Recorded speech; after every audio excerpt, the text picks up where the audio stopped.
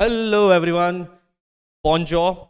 Welcome to another video by PC Education Platform on interview prep journeys. So this is another success story till the seat of the hot seat of an interviewee into IMT Ghaziabad, one of the brand B schools of India. And let's welcome the candidate who has given it just now. Please come. Welcome back. तो back to back many interviews, हाँ काफ़ी सारे interviews हो गए हमारे. And this time IMT Ghaziabad की कुछ special questions हम लोग इन लोगों के सामने रख देते हैं. होपफुली इनकी भी हेल्प हो जाएगी. So my name is Himanshu Parihar and let's start this small introduction of how the interview went. पूरा प्रीव्यू हम आपको देंगे और उससे सबसे पहला क्वेश्चन जो हम आपको देने वाले हैं वो ये, एक ओवरऑल कितने मिनट का इंटरव्यू था, कितने पैनलिस्ट वहाँ बैठे थे और आपकी प्रिपरेशन उनके साथ कैसी रही ओवरऑल. तो फर्स्ट ऑफ ऑल मेरा रिपोर्टिंग टाइम था 9 o'clock, in which I have to make attendance in that, and after 9:30 there is a critical thinking test. उसमें उन्होंने एक टॉपिक दे दिया है, तो अपन को उसमें 400 से 500 वर्ड के बीच में, 400 to 500 वर्ड्स के बीच में कुछ लिखना था. तो मेरा उस समय टॉपिक था should it the Instagram influencers should be regulated और नॉट. तो उस पर मैंने कुछ अपने पॉइंट्स थे जो मैंने लिख दिए थे. आधे हाफ एन आवर का ये क्रिटिकल थिंकिंग टेस्ट था. फिर उसके बाद उन्होंने मुझे वेट लिस्ट टाइम दे दिया कि आपका इंटरव्यू किस नंबर पे है. तो मेरा वेट लिस्ट टाइम था कि 10 नंबर पे. तो मुझे लगभग अप्रोक्स उन्होंने बोल दिया था कि 1.5 to 2 आवर तक वेट करना है. और जैसे ही आपका इंटरव्यू आएगा उससे 2 इंटरव्यू पहले आपको फ़ोन कर दिया जाएगा. तो जैसे ही 8 नंबर का इंटरव्यू चालू हुआ, they had called me that your interview is upcoming and you have to be well prepared. तो मैंने अपना जो भी सिस्टम है उसका कनेक्टिविटी और नेटवर्क इशू चेक वेक कर लिया कि चल रहा है नहीं चल रहा है. और आफ्टर जैसे इंटरव्यू स्टार्ट हुआ, मेरा इंटरव्यू स्टार्ट हुआ, उन्होंने मुझे गुड मॉर्निंग विश किया, मैंने भी उनको गुड मॉर्निंग विश किया. And first question they ask me that tell us something about yourself. तो फिर मैंने अपने आप के बारे में बताया कि मैं इस सिटी से बिलोंग करता हूँ, ये एजुकेशन कर रखी है मैंने, ये वर्क एक्सपीरियंस है मेरे साथ, क्या क्या हॉबीज़ है मेरी. जो ओवरऑल क्वेश्चन इस पे बने. क्या वहां पर टोटल पैनलिस्ट 2 थे या 3? Actually they are 2 panelists in that room. अच्छा, मेल और फीमेल? 1 मेल और 1 female. So he started with first question of introduce himself and आपको इंग्लिश में और हिंदी में मिक्स करके बोलना था, ऐसा उन्होंने बोला, या प्योर इंग्लिश में चल रहा था? उन्होंने ऐसा कुछ कहा तो नहीं कि आपको हिंदी और इंग्लिश मिक्स करना है, बट उन्होंने सारे क्वेश्चन इंग्लिश में ही पूछे, तो मैंने भी सब आंसर इंग्लिश में ही रिप्लाई किए. तो आपको खुद को समझ जाना है students, if the whole interview is started in English, let's carry on in English with an good eligibility of it. Overall इनका इंटरव्यू कितने मिनट रहा, जरा जान सकते हैं? Overall it was 10 minutes. 10 minutes is a good amount of time. काफ़ी कुछ पूछा जा सकता है 10 मिनट में. तो आपने इंट्रोड्यूस किया अपने आप को comfortably, they were happy with it? या दे वर हैप्पी विद इट. मैंने इंट्रोड्यूस किया कि मैंने एक स्टॉक ब्रोकर हूँ, मैं 3 साल से एक स्टॉक ब्रोकिंग का काम कर रहा हूँ. तो उन्होंने क्वेश्चन पर्टिकुलर जितने भी क्वेश्चन थे सब उसी पे पूछ लिया. जो फर्स्ट पैनलिस्ट जो मेल थे, तो फर्स्ट उन्होंने क्वेश्चन पूछा कि ओके, तो आप किस बिहाफ पे किसी क्लाइंट को है ना एक स्टॉक सजेस्ट करते हो, और कौन सा आप स्टॉक हमें 5 साल के लिए सजेस्ट करोगे FMCG कंपनी में. तो मैंने उनको रिप्लाई कर दिया ITC. तो आफ्टर ऑल फिर वो पूछने लग गए कि आप किस बिहाफ पे ये इसको सजेस्ट करो, मतलब ऐसा क्या है जो इसको सजेस्ट करो. तो ऐसा मैंने ITC की रिसर्च रिपोर्ट और फाइनेंशियल स्टेटमेंट पढ़ रखे थे, और आने वाले बजट के थोड़ा बहुत इश्यूज भी पढ़ रखे थे. तो मैंने उनको रिप्लाई कर दिया कि ITC इस में बेनिफिशियल है. तो they were satisfied from that answer.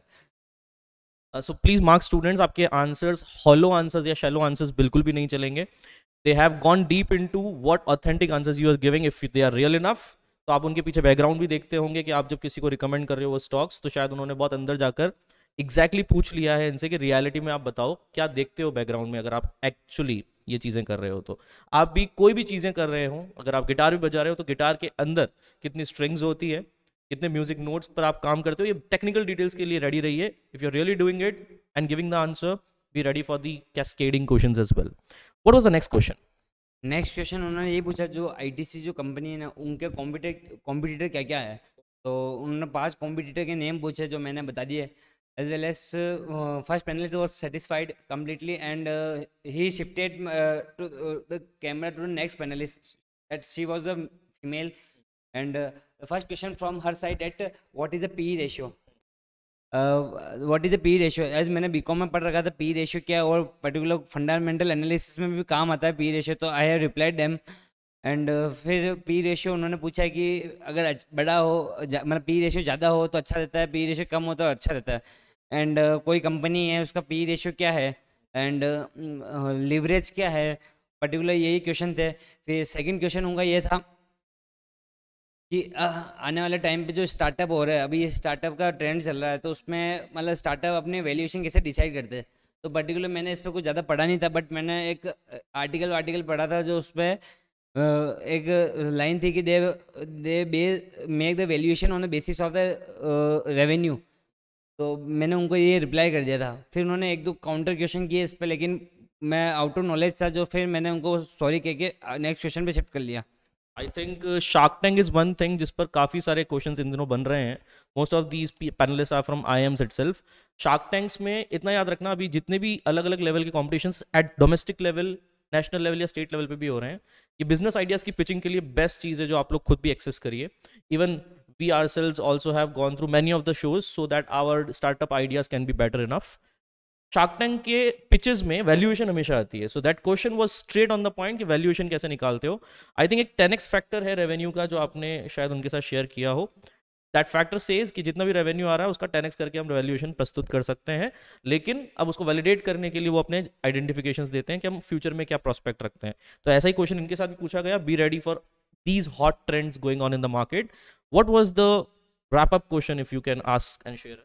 Wrap up question यही था कि फिर उन्होंने मुझसे लास्ट में वहाँ पे पूछ लिया कि हॉबी क्या है, तो मैंने जैसे मैंने अपने इंट्रोडक्शन में बताई थी, तो उनको वहाँ पे रिकॉल करा दी that I like to listen music and like to read business articles and news. तो उन्होंने एक दो न्यूज़ पूछ ली थी जो मैंने कंफर्टेबली रिप्लाई कर दिया उनको। तो फिर उन्होंने हैप्पीली फिर उन्होंने कहा you may log of now.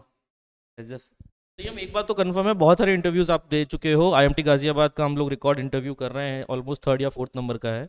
आप मुझे बताइए, इन सारे इंटरव्यूज में अगर हमको बैक टू बैक फेस करना पड़े बार बार, ऐसे कोई कैंडिडेट्स होंगे जिनके पास बैक टू बैक इंटरव्यूज हो, क्या सैचुरेशन आता है, एग्जॉशन आता है, या इट इज़ ऑलमोस्ट फन कि हमेशा मज़ा ही आता है? It was almost fun every time, because आप जब इंटरव्यू देते हो तो अगर आपने फर्स्ट इंटरव्यू दिया तो उसमें it brings a confidence in you that you can be prepare for the next interview. Samely मेरे साथ भी ऐसा ही हुआ, मैं बैक टू बैक राउंड था, IMI Kolkata as well as IMT Ghaziabad and IIM cap round. तो इन तीनों का इंटरव्यू मैं एक साथ ही था, और मैं मतलब मुझे कोई नर्वसनेस और कुछ नहीं थी, क्योंकि जब IMI कोलकाता का मैंने दिया था तो ये बढ़िया गया था। तो ओवरऑल ये मुझे नॉलेज भी थी, जो वर्क एक्सपीरियंस और जो बीकॉम है, जो मेरा ग्रेजुएशन स्ट्रीम था, तो उसकी पर्टिकुलर उसकी नॉलेज है, और मुझे ध्यान था कि ओवरऑल क्वेश्चन इसी पे बनेंगे। तो मैं उनको कंफर्टेबली रिप्लाई कर पाया और वहाँ कॉन्फिडेंस के साथ इंटरव्यू पैनल में बैठ पाया। चलो, so that's all for our round. We hope to wish you all the success. And this is all from my side. We'll be back with more videos on interview experiences, success stories, and guru mantras from our side for the preparations. Stay tuned. Thank you.